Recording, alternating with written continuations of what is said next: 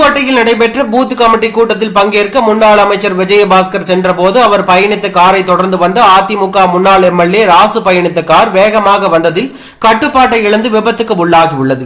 விபத்தில் முன்னாள் எம்எல்ஏ ராசு உட்பட 3 பேர் படுகாயமடைந்தார்கள்.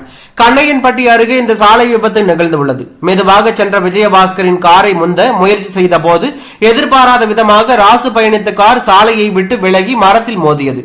தகவல் அறிந்த விஜயபாஸ்கர் உடனடியாக காரை நிறுத்தி திரும்பி சென்று காயமடைந்தவர்களுக்கு முதல் உதவியுடன் மருத்துவமனையிலும் சேர்த்துள்ளார். உயர் சிகிச்சைக்காக தற்போது மூவரும் மருத்துவமனையில் அனுமதிக்கப்பட்டுள்ளதாக தகவல் வெளியாகி பெரும் பரபரப்பையும் அதிர்ச்சியும் ஏற்படுத்தி உள்ளது.